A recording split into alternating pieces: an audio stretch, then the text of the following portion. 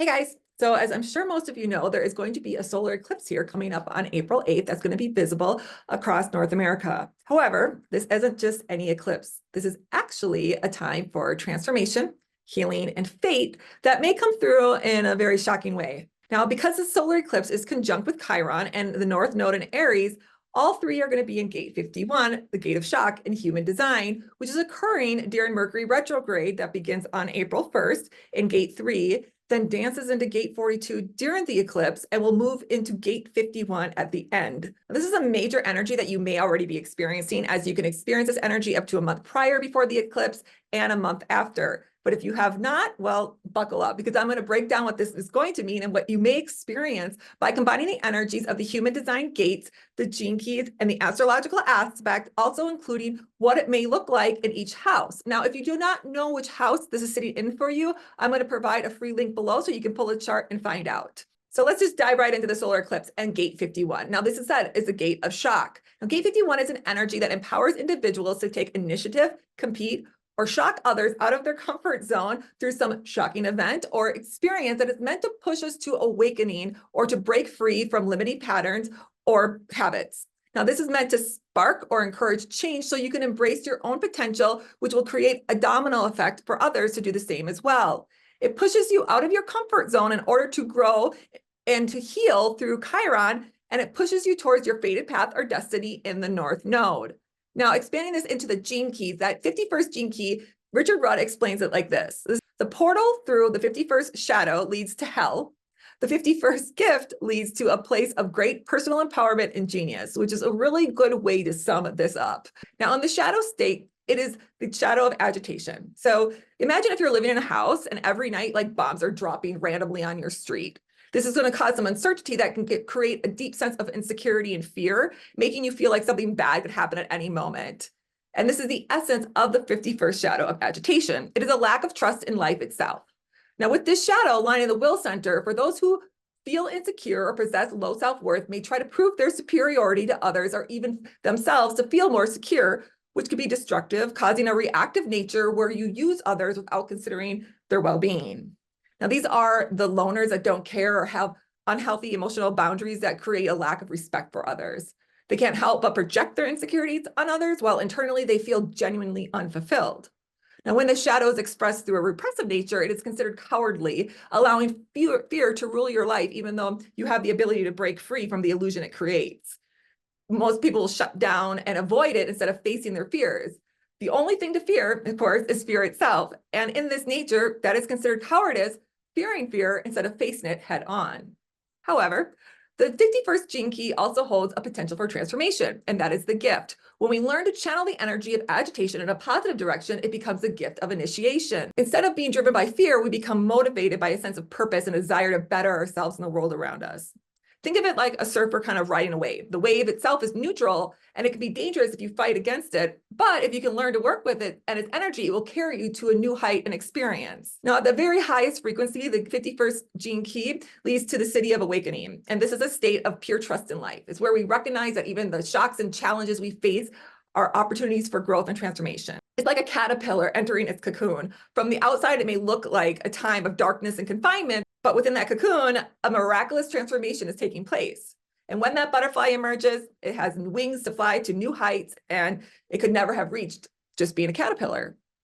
So with all this being mixed into a 3 celestial object conjunction in Aries, if you aren't in alignment with your correct path, fate, or destiny, the North Node is teaming up with a very exuberant sun, since it's exalted in Aries, to send you kind of a shocking wake-up call, urging you to confront your deepest wounds and embrace your healing journey by bringing Chiron into the mix, which is the wounded healer.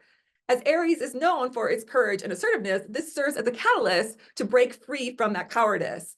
Aries propels us to take that first step towards healing, reminding us that true strength lies in vulnerability and the willingness to confront what holds us back by being brave.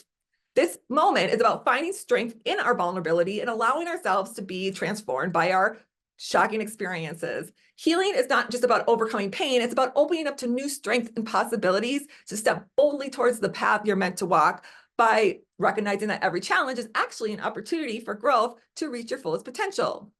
You are meant to embrace this discomfort by trusting your own abilities. It's time to release stagnation, Gather your strength and realign yourself with true intentions and go after what you want with fearless determination. Now, to understand where this shocking event may occur, this is where you look to the houses. So if the eclipse is happening in the first house for you, this is a powerful time for personal transformation, and the shocking event may be something that happens to you within yourself and a new beginning.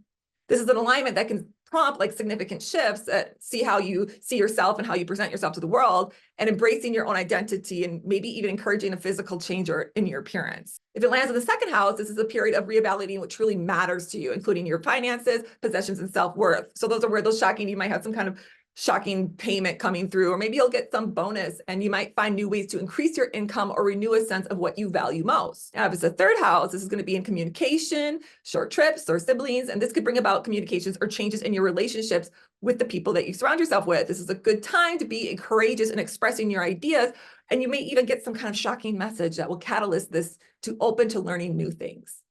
In the fourth house, this is the home, family, and roots. So this is focusing on your home and your family life, bringing healing and new beginnings to domestication or the relationship even with your parents. You might find out some shocking news from them, or maybe you'll have some revelation, some shocking event that happened in your childhood, and it might move or renovate or experience a shift in these dynamics.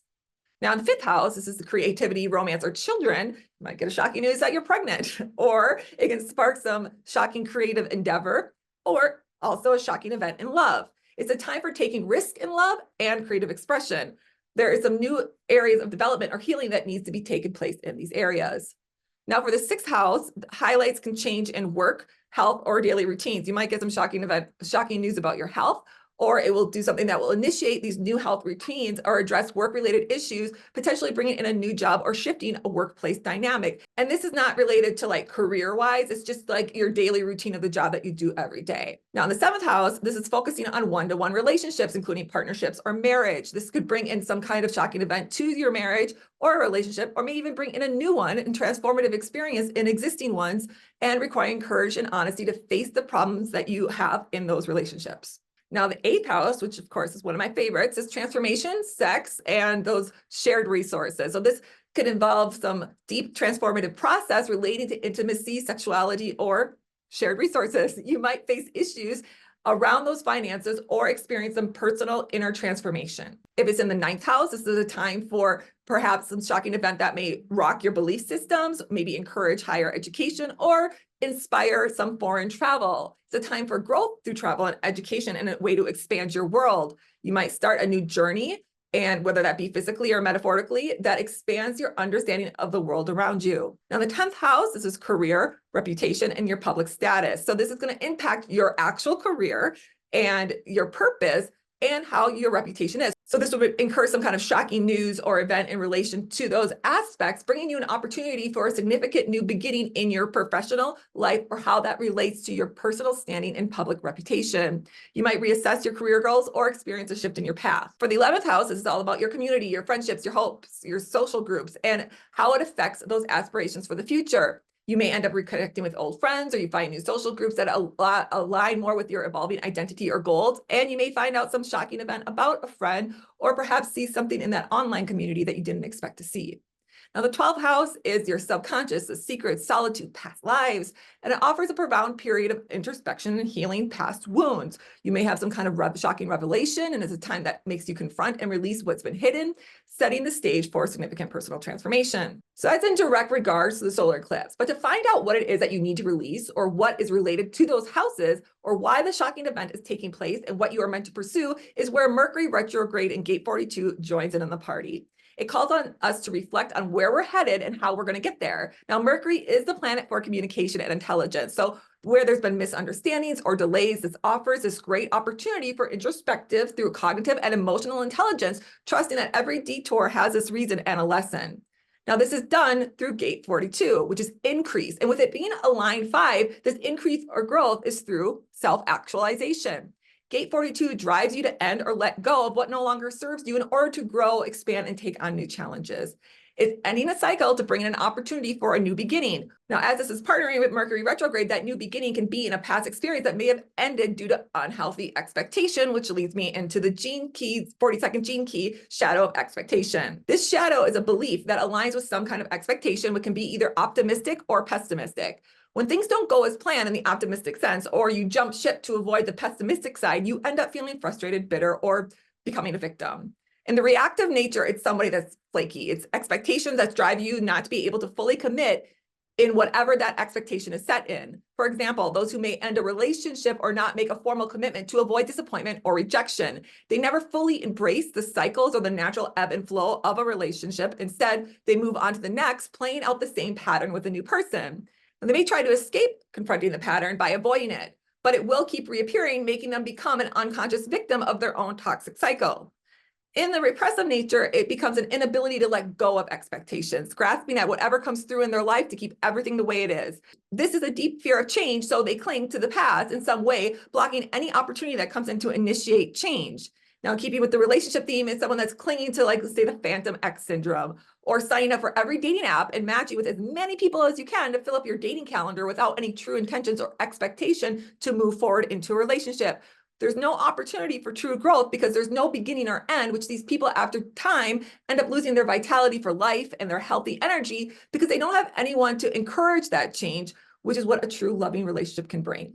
However, this is where that gift of the 42nd gene key comes in, which is detachment, or freeing yourself from the trap of expectation. Instead of being attached to specific outcomes, you learn to embrace the journey itself.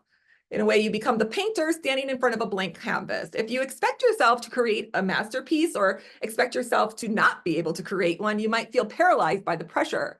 But if you can detach from that outcome or that expectations, you simply enjoy the process by putting the brush to the canvas, then you open yourself up to a world of creative possibility. Now, at the highest frequency, this is the city of celebration. This is a state of pure joy and wonder where every moment is seen as a gift. Now, circling this back to the Mercury retrograde in Aries, this allows for the courage to detach from expectations through introspection and logical intelligence while embracing the ebbs and flows of change with clear, assertive communication. Aries influences us to be direct and straightforward, blending all these energies to call for a balance between thoughtful reflection and decisive action, especially how we express ourselves and connect with others. It is a reminder that our words can heal or hurt. It can build bridges or build walls, and the importance of listening more deeply to ourselves and others. You can allow in change by choosing to be the source of kindness and understanding for yourself and those around you. So as we approach April 8th, solar eclipse, remember that we're not just some observers to this amazing celestial event, but we're actually meant to be active participants. This is the time to embrace change, to heal, to evolve, to realign with our deepest truths. Let's navigate this period with open hearts and mind, ready to embrace new beginnings as it promises. Thank you for taking the time to listen to this very important lesson. And if this resonates with you, please share it with those who may also find it helpful. Don't forget to like and subscribe for more future insights. So until next time, I'm sending you all lots of love. Thanks, guys.